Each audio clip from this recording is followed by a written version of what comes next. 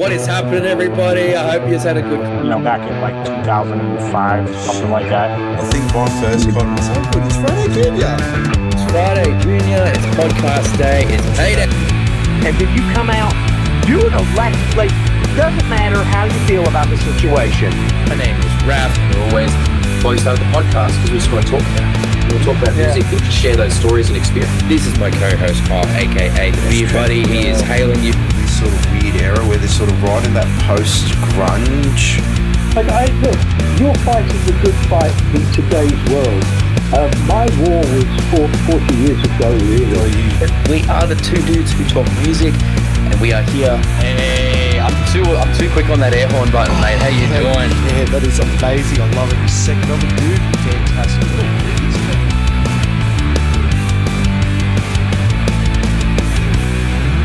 What's going on, everybody? I am the Reverend Raff, joined once again by my good friend Carl, aka the BeerBuddy. How you going, y'all? We are the two dudes who talk music, and we are back today for another massive podcast episode for you guys. So we have a young band that Kyle actually, I don't want to say discovered, but Kyle's actually kind of organised these guys. So but before we get to that one, mate, how you doing?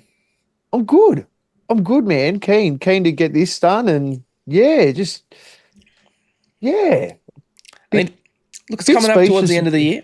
It is, man. It is. It's really winding down. We've got good things coming up. So the finals are getting called for that next Sunday, or at the time of recording. At time of recording, yeah.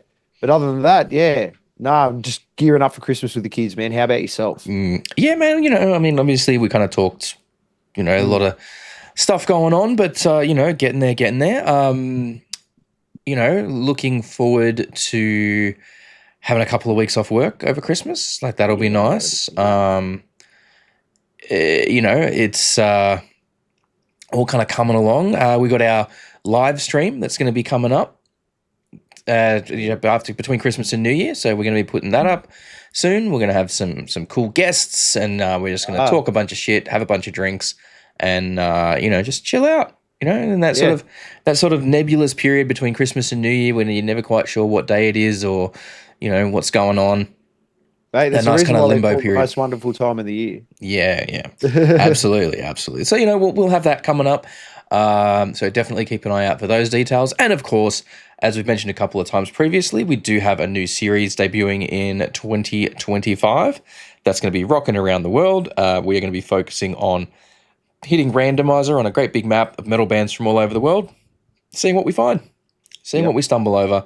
The idea being primarily that we want to find bands from where English is not the first language, not the primary language of the country, so that we can, broaden our horizons, expand our mind a little bit, see what the rest of the world is doing with metal, and just find a bunch of cool bands that we maybe wouldn't have otherwise found ourselves listening to. So we hope you guys come along with us on that journey. That'll be starting in January. So it's going to be hopefully first week of the year. Bing, bang, bong, off you go. And there'll be probably Wednesdays. So you'll have reaction on Monday and Friday, rocking around the world on Wednesdays. And you'll have the podcast on Thursdays, along with the extra videos on the weekends. So you're going to get 6 videos a week from us next year. Yeah. That's a lot of videos. We've gone from one day a week or one day a fortnight when we started. Yeah. Now we've come to 6 days a week. Yes, absolutely. And just in case if you do enjoy our content a lot and you want to help make it as good as it can be, we do have a Patreon. We do have a Patreon there. It's just a couple of bucks a month. But look, if you check that out, see what you get. You get everything early and ad free. We also sometimes post, if there's a reaction video that we do where the video can't be shown for one reason or another, then we'll put the uncovered one, over on the Patreon. The Patreon, so you get to see those over there, and you get your name in the credits at the end and all of that good stuff as well. And we are looking at more ways to make it a bit more valuable for you guys. Once we get enough people over there, we'll probably look at setting up a Discord server so everyone can kind of talk to one another and we can hang out with you guys. Maybe sort of just look at that. Once that's gone, we'll start doing, sort of monthly hangouts or something. Maybe look at maybe some sort of some sort of custom or Patreon exclusive series maybe down the line. That'd be really we just got to see how that all pans out. But hey, bit of a private chat to see how everyone's going. Yeah, exactly. But that's all in the future. That's all in the future. For right now, we got a band of young talented folks called Loose Surface. Kyle's going to give us a little bit of background on these guys, and then we're going to jump in. Yeah, well, I managed to catch these guys at Goulburn. If you haven't gone to see the video, go and see it. We did one for the Hugh Music Conservatorium out there, and they jumped on that. They were awesome. They're like the little local heroes down in Goulburn. Everyone loves them. Everyone wants a piece of them. And finally, they brought out their first EP. They're touring with it. We're having a chat with them while they're on tour in Canberra. And yeah, they're just a great bunch of really down-to-earth, switched-on kids. It's great. It's great. It's probably a bit patronising calling them all kids when they're in their 20s and stuff like that. But to me, you're children. But you know what you know what they know what we mean, and you know what you mean. Yeah. It's just kids is a relative term sometimes, and that's what it is. So we're going to dive into that one right away, and we hope you guys enjoy it. Catch you guys later. Thank you very, very much to Loose Surface for joining us today. We very much appreciate it. I know you guys have just kicked off a tour, so that's all exciting. You guys are down in Canberra at the moment, so thank you for making the time to chat with us. How was the show last night? Big. Oh, yeah. Probably our best show yet, I think. Yeah, definitely. Good way to kick off the tour for sure. Yeah. Sore heads. We just play at the bass, eh? Yeah. Yeah, no. Love the basement. That's our old stomping ground too, eh? Yeah. It's probably our favourite place to play at. Been there a few times now. Yeah. It's been through a few renditions since we've been there. I remember when we walked in there, I think I played with you, Raff, and the spider web, the cogwebs were all, the fake cogwebs were all spider over the webs wall, on the ceiling. The spiders and stuff. Back before they renovated everything, so like the back room was still just like boards on crates or a frame basically, and like the front stage still had the pillars of speakers like all piled up, stacked up, rather than the arrays hanging from the ceiling and everything. Like this was, the Mazda days. Does Trent still work there? Trent, oh god, Trent. He was the big burly bartender with the mad goatee. I don't think. I don't know. Last night, he does. Oh man, what a weapon! But yeah, it's a great venue. Great venue. So many good memories from down there. And it's a good. If you're in, if you're based in kind of Sydney or surrounds, it's a good market to crack because it's nice it's a good away gig where you're not having to go quite so far. That's what I always enjoyed about it. Like back when I was still in Sydney, it's so close to home. Could just scoot down there, and once we got to know a few people, didn't even have to pay for a hotel. You could just like crash on someone's couch or whatever. So it just made it. Well, that's what we're doing. Yeah. That's the best part, But no, that's awesome, and obviously you guys have got a bunch of shows coming up as well. Like sadly, by the time the episode's out, they will have been and gone. But this is in support of the EP you guys have just brought out, Cheap and Dirty. What can you tell us about that EP, and how was that recording process for you all? Oh, we're frozen again. Oh no! There we go. We're back. We're back. I don't know. Did you guys get that question, or you? No, sorry. Okay, so tell us about the Cheap and Dirty EP and like the recording process and how all that was. It was super fun. It was fun. It was a bit rushed. I think we had and songs and stuff. We did a couple cover gigs to make some money. And then we booked some studio time because the guy we were booking with was about to leave for London or something. So we booked it and we were like, fuck, we've got to finish everything and get it in as quick as possible. And we're pretty happy with how it turned out. But I think next time we definitely slow it down because I think we recorded like 5 songs in 5 days. Yeah. Oh, wow. It was a big effort. 5 songs in 3 days and then the rest was like mixing and mastering and stuff as well. Oh, where'd you do that at? Drop Studio and Fairy Meadow. Yeah. Okay. Yeah. Okay. Nice. That is a tight schedule. That's a very tight schedule. A squeeze. Okay, cool. So was that like given the limited time on the schedule there, did you guys sort of do that with everyone playing together in like a group setting, or was it like all sort of done independently? We tried to play most of it all like live. Then there was things that we had to like overdub and yeah. Okay. Yeah, I think most of the instruments were done live all together, and then there was a couple retakes, and then vocals were done last, like after everything. We tried playing to a click, and that was like the first time really that we'd like had done that, and that was a bit of a challenge. See, this is something we talk about all the time, man. It's amazing, you know. Drummers are there to keep time and stuff like that, and click tracks. You know, do you think playing to a drummer, that's a click track, but then what does the drummer get to listen to? Yeah. I mean, look, I've been in the game for a while doing, you know, recordings with a ton of different bands and stuff. And like, in my experience, learning to play to a click, if you're trying to make music, is just I feel like it's an essential skill, you know? And look, I've been through the phase of it when, you know, the first couple of times I recorded stuff where I wasn't using them, and then, you know, had a big opportunity come up to go and record some shit in America. And I was like, oh, well, we didn't want to, like, we knew with that opportunity, we had to prep our shit. So it was like a year of practicing, learning to play to a click with the whole band and different people just getting their shit together with it. And it's like, you know, it's the kind of thing where once you've learnt to do it, it's just so normal and naturalized, and it's like almost like riding a bike. You know what I mean? It just becomes, it's a normal skill, and then you might not do it for a while, but you can always go back to it fairly readily. And it's just, I know some people say, you know, you can't play with feel when there's a click. I'm like, bullshit. Yeah. Bullshit. If you can't play with feel to a click, get better. That's my take on it. And I know that might upset some people and think that's a bit harsh or whatever, but I just, that's my take, and I will die on that hill, because I genuinely think that it is, if you're going to take yourself seriously as a musician, that's a basic skill. You know what I mean?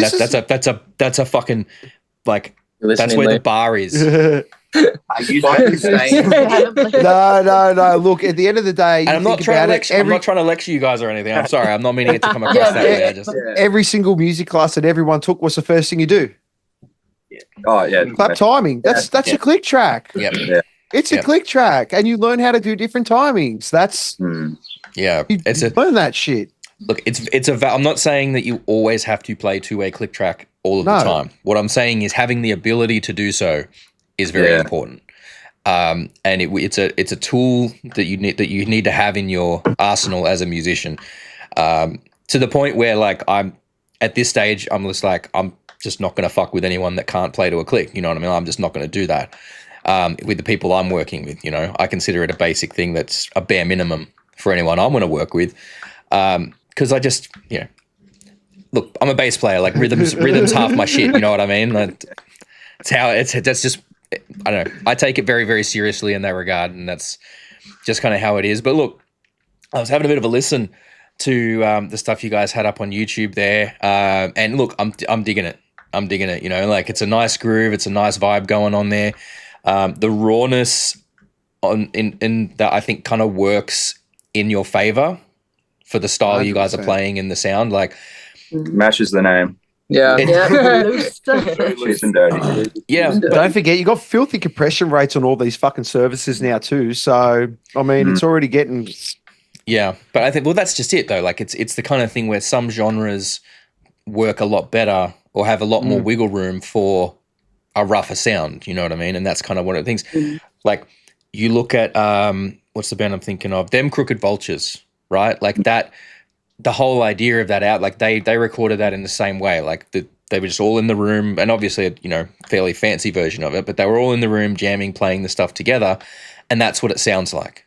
And it's that bluesy rock kind of stuff, and it's just sounds like a bunch of dudes in a space jamming on the songs, and that fits the vibe of the music, and it's so important to have I think the vibe is more important than the mix itself.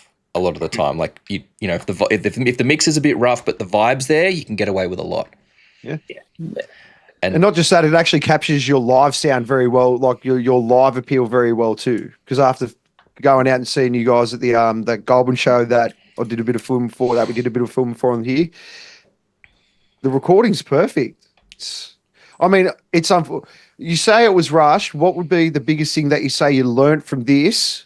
And that you would like to sort of implement into if you do it when you do an EP again? Oh gosh, Jeez. just time to play around with it a bit more.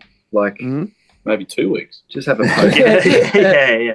I don't know. There's just so many like little things that we didn't really know. Yeah. Like there's just so many little details. But it's probably the same as like whenever you record, you'll like, no matter how much time, no matter how much time you've got to record it, like there's always going to be little shit that you nitpick at the end of it. Yeah. And it's like, well, you're never really going to be happy with it, are you? Yeah, I think next time, some of us had work and stuff, so we'd be like half days in, half days out as well. I think next time we'd just take the time off and like fully focus on just recording. Well, see, that's what a lot of people don't understand. You know, when you, unfortunately, you take it seriously. We all take it seriously. Everyone we have on here takes it very seriously. But at this point, it's just it's in that hobby domain.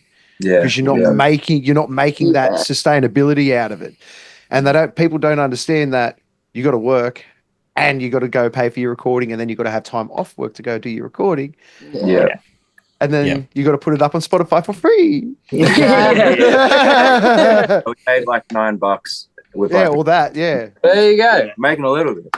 Yeah. One beer.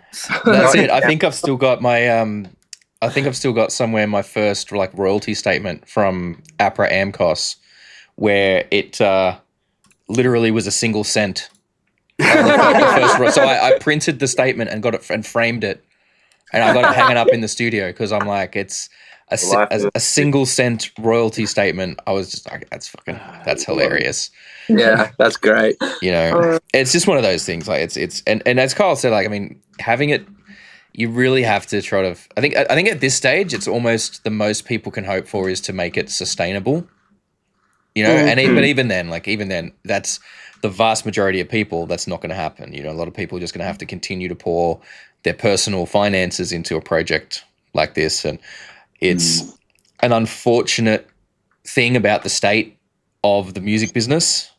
Yeah, but you know, it also, I think, means that it tends to weed out the weak in a lot of ways, I guess, like the people that come into it wanting to, wanting to make a massive, like make all this money out of it, make all this stuff. Like those musicians are gone pretty quickly these days because it's just too much of a money pit for a lot of people. Which, and look, I don't want to get depressing with any of it, but like honestly, if I took the amount of money that I've poured into my music, that has just not seen any return, not even like I haven't even broke even on the shit. Just like the amount of money that I've poured into my music over the last 20 years with no hope of getting it back. Like I could, I could probably buy a couple of really nice fucking cars with it, if I'm being honest. You're still here, goddammit. And I'll tell you what, how many fucking cool stories do you have to tell? How many friends have you made because of it? How many, much cool shit, you know what I mean? And that's priceless. Yep. Mate. It turns out they can put a monetary value on it. They don't just give him But you guys said that you did a couple of cover shows to fund this. Yeah. We side hustle. We've done a little sneaky under another name. Yeah, well, that's kind of how the band all started. Everyone got together and we were just doing cover stuff at local pubs, getting paid a couple $100. I think we only started writing and making original music like at the end of last year. Yeah. So it's the band's been together for like almost 4 years. So it was all cover stuff till then. But now we've sort of split it. So Loose Surface is all our original stuff.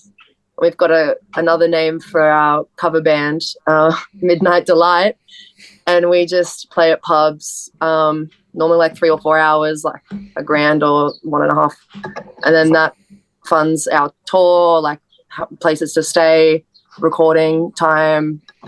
Look, it's not a bad way to go about it. It's not a bad way to go about it if you can get the money. I would. Sorry about that. Not exactly sure what is happening. No, that's okay. It's the shitty Canberra internet. even though Telstra Tower's right there. Yeah. All right. So I'll just do a nice big thing so I can see what's going on. Yep, it's unpaused. Let me write the time down as well. 2:19. Okay.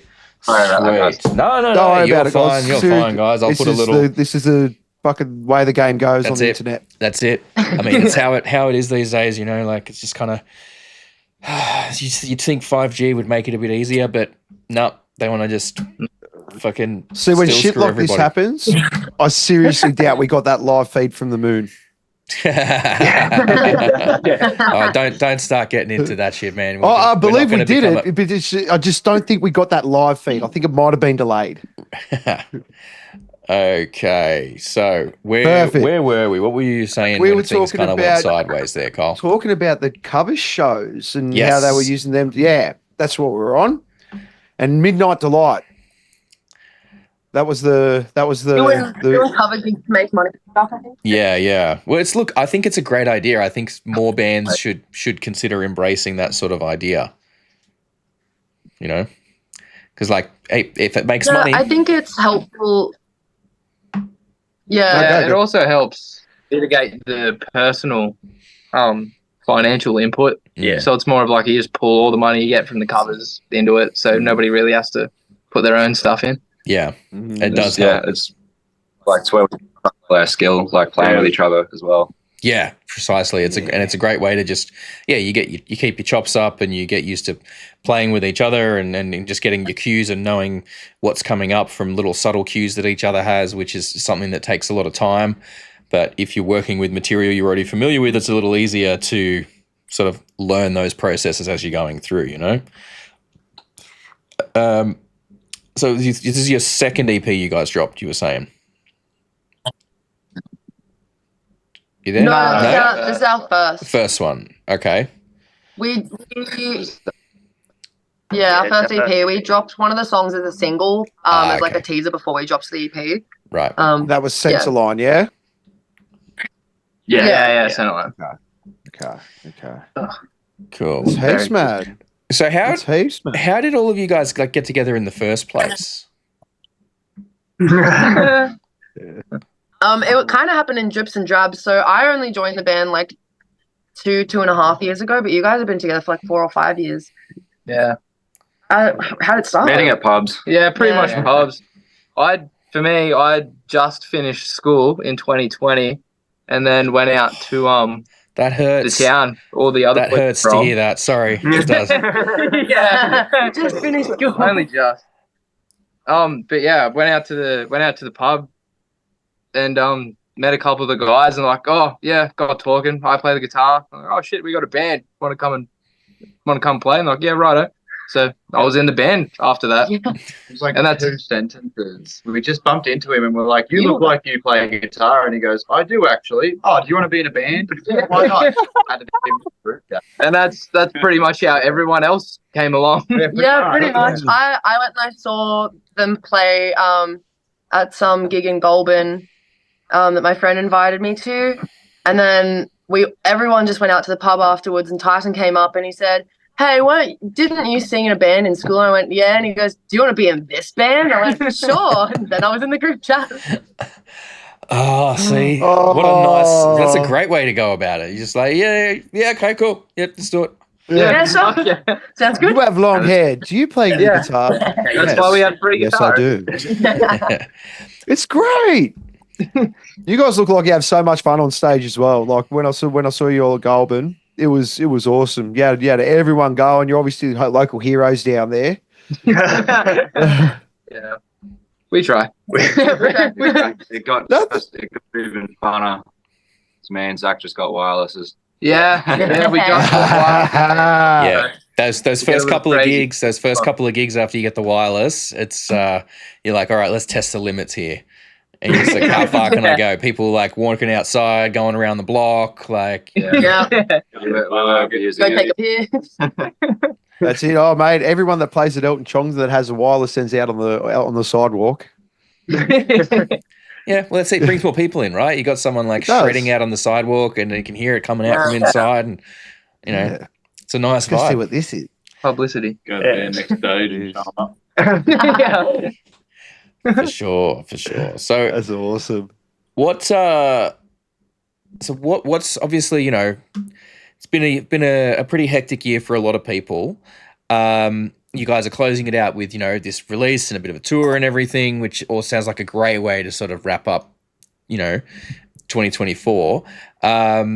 What is what's kind of on the cards for next year? Is there anything planned kind of going forward there that people should be keeping an eye out for? We've got a couple of new songs, not recorded yet, but we've started playing them live. Yeah. So I think the plan is a lot of people are doing like single tours, but I think we might wait until we have a couple more and maybe do another EP. And then, but that would probably be like halfway through next year. Yeah. It's good when we play the new ones live too, because then we can sort out what to do with them. Yeah, see how people like them. Live work in progress. Yeah, we do at the very start of next year. We're going to release. We have a live EP version of our EP. Mm-hmm. Oh, nice! Got it recorded and mixed by Laurent from Fourth Watch Entertainment. He's a good friend. Yeah, so we're gonna try to drop that at the start of next year. See, that's not a bad idea. I mean, I think there's if you're just looking for if you're looking for extra stuff to get out there, to just have more stuff online of yourselves, like that kind of stuff's always handy. And that's one of the I made a decision probably about 10 years ago. I picked up a GoPro and I was like, cool, I want to start filming every gig that I play, whether it's filming myself or the rest of the band or whatever. And you just film as much as you can of your live sets, because it'll give you a back catalogue of live footage, which is always handy. It's always handy. And if you play to a click, live as well as in the studio, you can can easily align the live footage with a studio version. If you want to cut together a video like that, if you ever want to use any of it in that context, you've got a whole library there, and that it's all going to line up really, really nicely. And and it's not to say live stuff has to line up like that if it's a compilation of various live clips, but it's my personal preference is that it I think it looks better, but I know that's not for everyone's. You can pull longer shots. You can pull longer shots in that synchronize better with the song, as opposed to having cuts of just you doing those quick parts and stuff like that. Exactly. That's I guess that's in even when you think though, when you do, you got to think though, when you actually do your video clip professionally, and you got to pull those long shots. If you're doing those long shots in the video clip, you still got to know how to do it in time with your song, essentially. Yeah. Otherwise, it's going to look crap. Where we actually started doing that last night. We bought a bunch of bought all GoPros, secondhand GoPros and some cameras and some stands to record our with our phones. And we're going to try. I'm kind of good, not really that good, but I can sort of use Premiere Pro. So I'm going to try and use all the footage and try and make a music video, just complex live shots. We'll see how that goes. You download DaVinci Pro. I don't know if you were looking at this, Raff. DaVinci Pro actually DaVinci has synchronizations. DaVinci Resolve has a synchronization section where you can drop a couple of different videos in there, and it'll sync them all up for you. So then all you have to do is cut the bits you don't want and meld in the bits you do want, and it should all marry up. Yeah, okay. Yep, no, I'll definitely check that out. Yeah, it's going to save you so much time, man. If you got any questions, hit us up. Yeah. Okay, cool. Yeah, it's pretty handy. And look, this is something we talk about as well on the podcast fairly regularly, is having extra skills that you can bring to the band, right? Because so many aspects of being a band now are not about playing and writing the music. Yeah, so many other. It's a pain in the ass. I hate that that's the way it is, but it kind of is. It's just a reality these days. So people coming with extra skills is super important. People that have access to an ability to use recording equipment, so you can at the very least track demos of the songs pre-production and all that kind of stuff, or definitely an area that we've identified that we want to improve in. Or like having pre-production is key. Having having someone that knows how to do graphics and edit videos and things like that, or people that are particularly good at the social media aspect of it and the content creation side of it for that. And it's like, you can, if you've got people in the band, like if you're looking to join a band and you have those extra skills, it's like anything else. It's like, if you're looking for a job and you've got extra skills that are beneficial, like that's always going to help you. So look, don't get me wrong, I'd love to be able to just focus on, I just want to play bass and focus on everything on that. Having the extra skills, I think it's super important these days, because it's going to mean that you are more valuable to whatever projects you're involved with. And it also allows for exploring those avenues outside of the band that you're in. Yeah. Because you see a lot of people that even in bigger bands that did it, and then they kind of got out of actually playing in the bands, and now they do other shit in the industry. Like they do management, or they do production, or they make film clips, or they do whatever, like you see that a lot, and it's a great way to still stay in, or they go into fucking podcasting, like shit, like what we're doing here, right? Like it's it's okay. Well, just because you don't want to play anymore doesn't mean, this is just speaking on my terms, like Raff's still fucking heavily in the game, and good on him for being so, he's a quality bass player. But yeah, I miss the scene so much. Like I was egging to get back in, but I didn't want to play in a band anymore. But now I'm thinking it's like the amount of work was so much easier playing in a band. Yeah, we're very lucky that we have Tyson. He does all like the graphic design and like all the artwork and everything. I draw the pictures. He draws pictures. Yeah. So, it's really good that we have him there. No, it's super helpful. It is. And look, I like Kyle obviously has interest as well, as you guys would know, in attending a lot of these shows and being involved with organizing stuff and filming a lot of the bands and helping them out with social media, like stuff they can use on their socials and all of that, which is another great way. Like, I think it's just a matter of the scene is the scene thrives more when everyone's able to put that extra bit in, and like, obviously I'm not asking, I wouldn't suggest people put in effort that they can't spare, because everyone's lives are different. Everyone's got their own situations going on, right? But there's so many ways to be engaged with the scene and support the scene that a lot of people just don't even think about.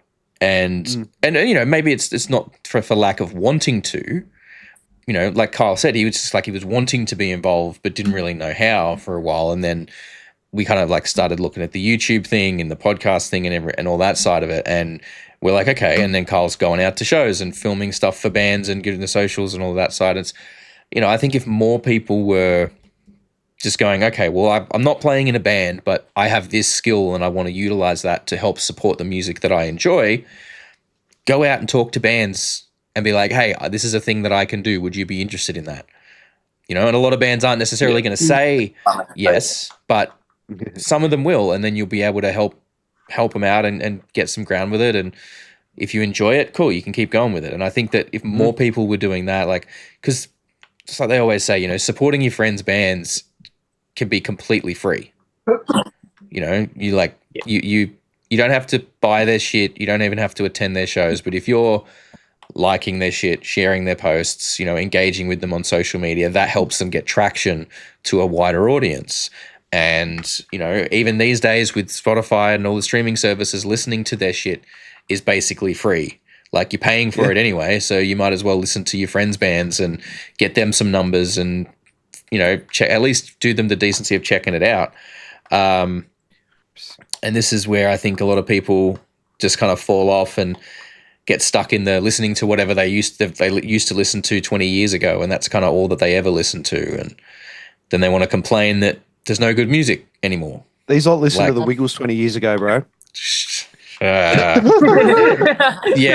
well, that's it. Like, I don't want to, you were saying, old mate was saying like, when I finished school in 2020, and I'm like, fucking 2003, bro. Like, oh God. Michael wasn't born 20 years ago, so. I was just born 20 years ago.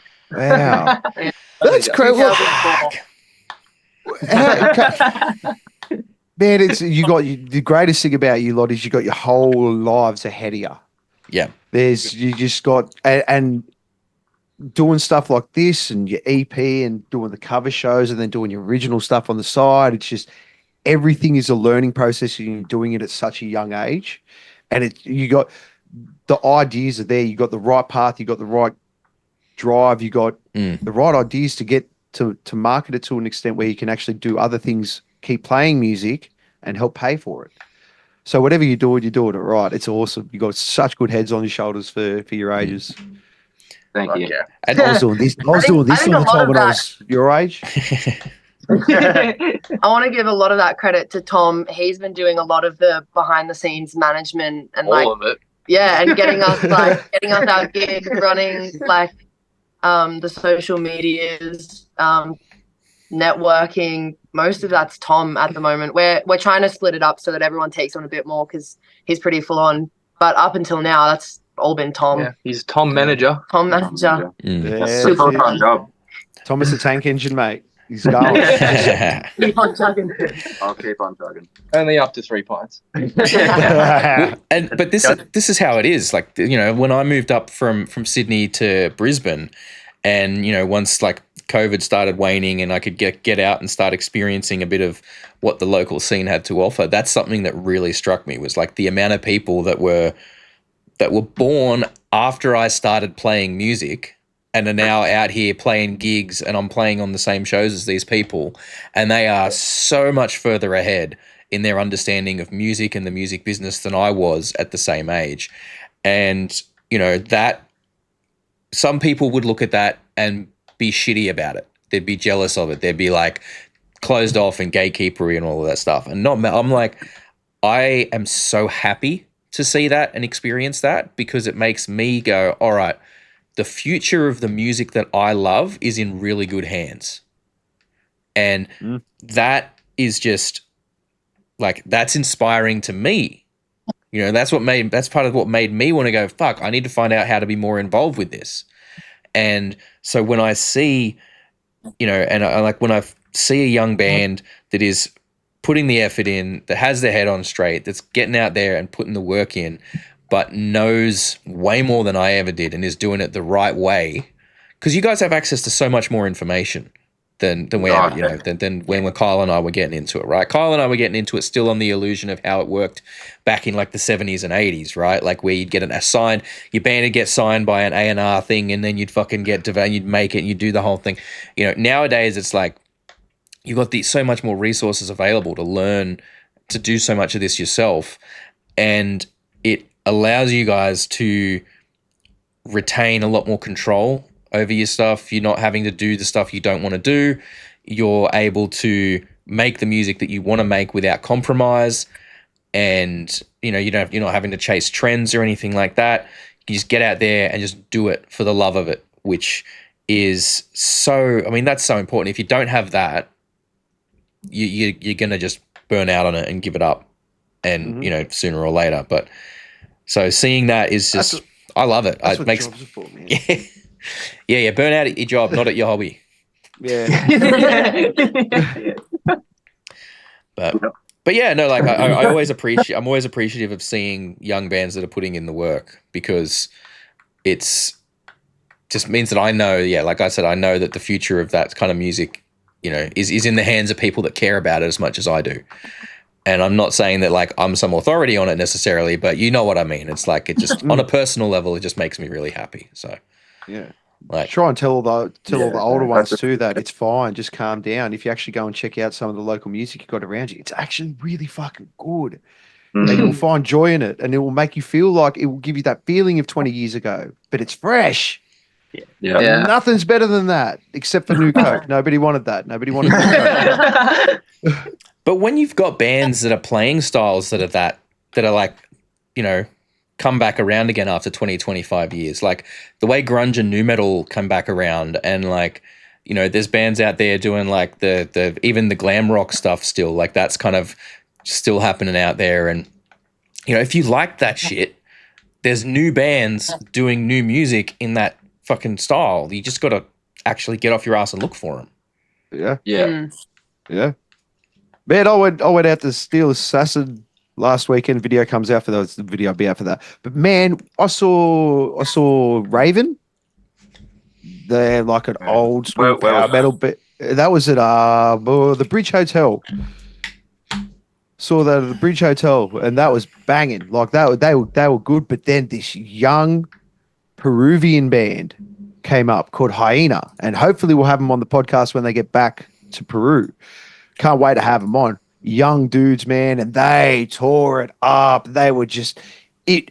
I look, not a fan of power metal, but I stood there, I watched 90% of their set, and I was just like, dude, this is just I loved it. It was great. Yeah. Yeah, there's definitely always a scene for what you're looking for. It's just going out there to look. Yeah, That's exactly right. Exactly. I think that's kind of a symptom of, I guess the way society looks at, the family unit and fathers and stuff like that. And, like the fathers are often expected to sacrifice so much to support their families that they kind of lose a lot of their social lives. And it's not hard to understand how they can get cut off from the music that they love and the scene that they love when they maybe have a certain mentality about what supporting the family entails. And having to maybe they feel like they have to give up those things, and then by the time their kids are grown and they can't get back out, they go to get back out there, they're like, well, where do I even start? Yeah. But that's a whole separate issue, and I know that's not the case for every family, but there's certainly people out there that feel that way. Automation, they had a 20-year hiatus for that reason. They had kids, and all stuff like that, but they came back in. Yep. And dude, they've exploded. They have just their first show back. Their first show back after 20 years was like 120 people. And they've just been show. Yeah. Yeah. Exactly. And you can do it that. It all comes back around. It's always there. The fact you can do that now, it's and that's what's so great. But all right, so the newer songs that you guys are working on, looking at sort of dropping as you go into next year, is there how do those sort of compare to what you've got out there already? Like, what can people expect in terms of how that, is there like an evolution there, or is it sort of more of what you guys have been doing currently, exploring any new avenues? I think it's kind of a mix. We've gotten better at writing stuff together because obviously when we sort of rewrote all of our demos for the EP, we had like overnight weekend practices every single week where we just slept in the shed, practiced, wrote songs, and we sort of like found how it works for us. So this time around it feels easier for me. And some of us have shifted roles a little bit. So Tyson used to write most of the lyrics and I'd like just change it up a bit. But I think this time around I'm writing most of the lyrics, so a lot of the themes are different. Yeah, nice. So yeah, I think lyrically it's probably the biggest change. That's probably the biggest difference because of that. We've got somebody else writing them. Yeah. That will completely change the whole flow. Like, because when it's someone, it's weird. Everyone goes on about how when you change any sort of trajectory, the way you approach it, it's always going to change the way it sounds at the end of the day, whether it's from one person or two people or anything like that. So yeah, and you're obviously bringing your own like life experiences and emotions and things that you want to express to the band as well, which is it's always going to lead to a change. But and look, that's great though, like, because I think it's coming into a band where there's established material is fine, like it's obviously fun, but then bringing your own stuff into that as well is a whole different process, and it makes it. I think it's because I've done both, like starting new bands from scratch and then also like joining existing bands with an existing catalog, and it's always fun to learn that new material and just have that. In some ways it's like, okay, cool, there's a bunch of songs already there, I just got to learn them. Sweet, that's easy. Like that's the easy shit done, right? You can just kind of come in and hit the ground running with that. But then when you start writing stuff with them is when like it's like, all right, now we're really in the shit. Like now we're really in the guts of it, and what does this new version look like? What does these new songs sound like? Which is important. Show me within your soul. Well, exactly. I mean, look, as a bass player, it's a little different. Like I don't sort of get to bare my soul the same way that, like, say, a vocalist would. But you know what? It's just about. I always approach it from how can I challenge myself. You know, what can I do? Because I have my style and my way of playing, but it's always like, what can I do to tailor my approach and my way of playing to this band? You know, what elements do I want to use and not use from my skills? What do I want to try and add to my skill set for this new band to, you know, bring a new string to my bow, I think is the phrase I'm looking for there. And that's always exciting for me, which is one of the reasons I think I continue to waste so much money on music, even though I'm looking down the barrel of 40. So it's, never going to stop. I'm going to be that dude that's like fucking 65 and still trying to play in bands and shit and getting out there in bands with like fucking people are going to be like 18, 19, 20 and like, who's that fucking grey dude with the scraggly ass beard in that band? Like, what the fuck is his deal? Like, that's going to be me. I'm sorry. I can't wait. I can't wait to be that guy. Yeah, it's always those dudes though that like once they start playing, you're like, oh, that's why he's playing. Like, I always so. like really good. I hope so. I hope that someone says that shit about me when I'm. You'd like to think by that stage of your life, you hopefully have learned how to play it at least somewhat properly. Look, hey, I can play an E, I can play a G, and I can play a C. I'm good. I'm good, bro. Like I'm set. You know. Oh man, what's the rest of your tour looking like? I know people. This is obviously coming out after the fact, but tell us what the rest of the tour looks like for you lot. Next week's the busiest week, so we got a show in Wollongong on the Wednesday, and then on the Friday night in Goulburn, and then a Sunday Arvo show in Newcastle. Nice. So Wednesday night are you playing La La La's? Yeah, La La La's. There we go. I am. Yeah, Matt, I'm deep back. I'm deep in it. Yes. Here's the venue.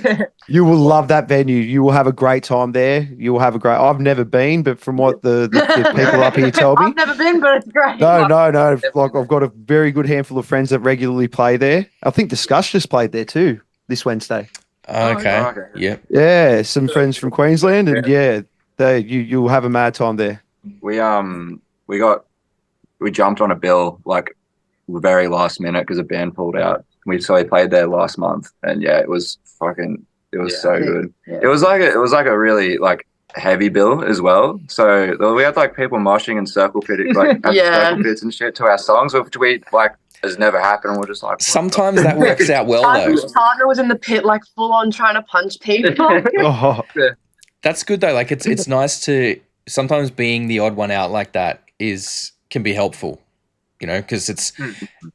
I mean, I can remember being in Tensions Arise, and we went over to Perth to play a show, and it was all grindcore bands except for us, and so we're up there and we're like, oh fuck, like these. Look, I think the headlining act was called Death Fucking Cunt. Like that's what I mean. Like fucking, that's the kind of lineup we were looking at, right? All bands like that. I love grindcore bands, and we were smack bang in the middle of the show, and there was like the room was full, but it was like we were like, oh man, this is gonna be like so weird. Like no one's gonna like our shit because we're gonna be like too soft and all this stuff. But afterwards, everyone was like, oh yeah, so good, blah blah blah. And we're like, really? We were worried to think that no, because it's like so much. They're like so much of the scene over here is grindcore, so like something different is always appreciated. I'm like, cool, you know. So it helps. It's something different. It breaks up the night. It gives people something to like. Maybe, I don't know, I want to say like rest their ears a bit, but like if everything is on the one, you know, doing the one thing, having something that's different, just, it helps. It's a break. It kind of refreshes. And it becomes more memorable because they're like, I remember that.